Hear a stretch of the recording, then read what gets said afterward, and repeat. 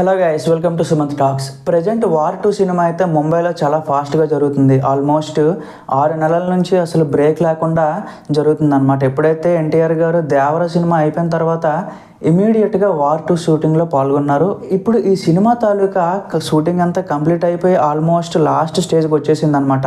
Present climax scene అయితే shoot చేస్తున్నారు. So ఈ క్లైమాక్స్ సీన్ కోసం 15 నుంచి 20 కోట్లు ఖర్చు చేసి ఒక పెద్ద సెట్ అయితే నిర్మించారు. అంతా కూడా పర్ఫెక్ట్ ఉండాలని చెప్పి అంత ఖర్చు పెట్టారనమాట.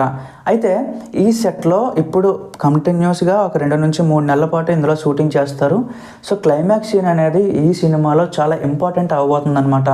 సో ఎందుకు అంటే అప్పటి వరకు కూడా నార్మల్గా ఉన్న ఒక ఇద్దరు ఆఫీసర్ అంటే తారక్ గారు, హృతిక్ రోషన్ గారు, వాళ్ళిద్దరి మధ్యన ఏదో చిన్న డిస్టర్బెన్స్ అయితే వస్తుంది. సో దాని రీజన్ వల్ల ఇద్దరి మధ్యన అయితే ఒక ఫైట్ అయితే జరుగుతుంది అనమాట. సో ఆ ఫైట్ కోసం ఈ క్లైమాక్స్ సీన్ అయితే డిజైన్ చేస్తున్నారు. సో చాలా ఇంటెన్స్గా, చాలా యాక్షన్ ఎక్కువగా ఉండేటట్టు, సో ఫ్యాన్స్ కూడా థ్రిల్ అయ్యేటట్టు ఈ యాక్షన్ సీక్వెన్స్ అయితే డిజైన్ చేస్తున్నారు అనమాట. సో ప్రత్యేకించి ఈ యాక్షన్ సీక్వెన్స్ కోసం హాలీవుడ్ నుంచి చాలామంది టెక్నీషియన్స్ని అయితే తీసుకొచ్చారు. సో మనకి అవెంజర్స్ సిరీస్లో కూడా కొంతమంది టెక్నీషియన్స్ ఉన్నారు కదా. సో వాళ్ళని ఈ సినిమాలో టెక్నీషియన్స్ అంటే ఇప్పుడు యాక్షన్ డైరెక్టర్స్ కింద, ఫైట్ కొరియోగ్రఫీ కింద, సో దాని కింద తీసుకొచ్చి పెట్టారనమాట.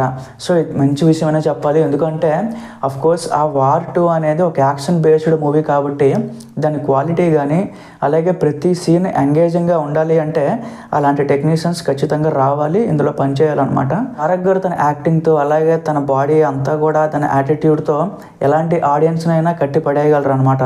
సో అలాంటిది హృతిక్ రోషన్ గారితో కాంబినేషన్ అంటే ఖచ్చితంగా ఆ సీన్స్, ఆ ఫైటింగ్ అంతా కూడా పర్ఫెక్ట్ వస్తుందని చెప్పి ఫ్యాన్స్ కూడా నమ్ముతున్నారనమాట. దాదాపు 500 నుంచి 700 కోట్లు బడ్జెట్ పెట్టుకుని వస్తున్న ఈ సినిమా మీద అయితే చాలా ఎక్కువ ఎక్స్పెక్టేషన్సే ఉన్నాయి. ఎందుకు అంటే ఇదొక వైర్ ఆఫ్ యూనివర్స్. దీనికి ముందు సల్మాన్ ఖాన్, షారూఖ్ ఖాన్, సో వీళ్ళందరూ పనిచేసిన సినిమాలు కూడా ఇందులో కనెక్ట్ అవుతూ వస్తాయి అనమాట. అందుకని చెప్పి ఇది చాలా పెద్ద యూనివర్స్. ఇప్పుడు షారూఖ్ ఖాన్, సల్మాన్ ఖాన్, సో వీళ్ళందరితో ఈక్వల్ మార్కెట్ ఉన్న మన తారక్ గారు కూడా ఇందులో ఉండడం ఆ సినిమాకి బిగ్గెస్ట్ ప్లస్ పాయింట్ అనమాట. సో ఖచ్చితంగా ఇవతల సౌత్ ఇండియా అలాగే అవుట్ సైడ్ ఆఫ్ ఇండియాలో కూడా ఈ సినిమాకి మంచి మార్కెట్ వస్తుంది.